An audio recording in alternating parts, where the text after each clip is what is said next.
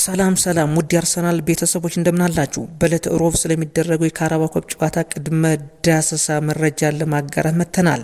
አብራችሁን እንድትሆኑ የአክብሮት ግብዣችን ነው።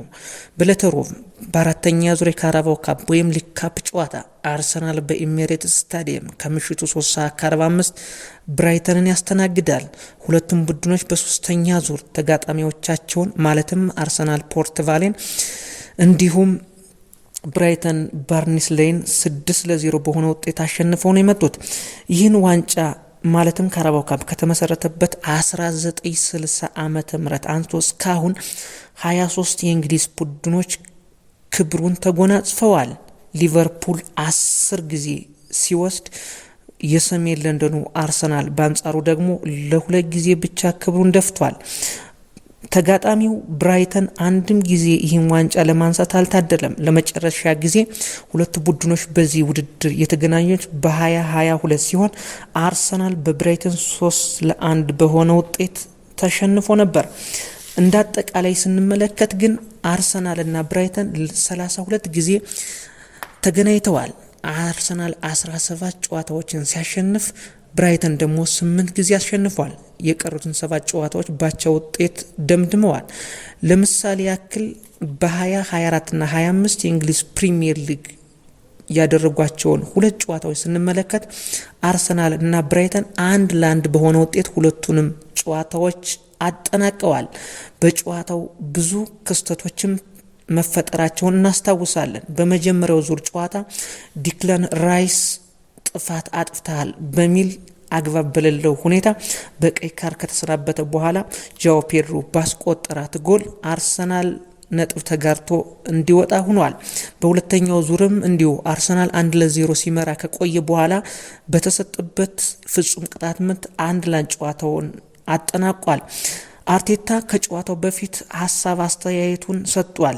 ለዚህም ጨዋታ አትኩረት ሰጠው እንዲጫወቱ ምክሩን ለግሷል። በባለፈው አመት በሊጉ ምርጥ ቡድን ነበር፣ የተለያዩ ሪከርዶችን ሰብረን ነበር፣ ግን ዋንጫን ለማሸነፍ አልታደልንም ነበር ይላል። ስለዚህ የሆነ ነገር ጠፍቷል ማለት ነው ይላል። በጣም ትንሽ ጉዳዮችን ስንመለከት የተወሰኑ ጨዋታዎችና ሁኔታዎችን ማስተዋል ግድ ይለናል። የአንድን ሳንቲም አንዱን ሳይድ ብቻ ሳይሆን ገልብጠን ማየት ያለብን ሌላውን ሳይድም ነው ይላል። ይህም የሚሆነው ማድረግ ያለብንና መቆጣጠር የምንችለውን ካደረግ ብቻ ነው። ቀሪው ደግሞ ከእጃችን ውጭ ነው ይላል። ጉዳቶችንና አሰላለፋቸውን ስንመለከት እንደ አርሰናል ኒውስ ዘገባ ከሆነ አርሰናል በነገው ጨዋታ የ8 ተጫዋቾችን ቅያሪ እንደሚያደርግ ይጠበቃል።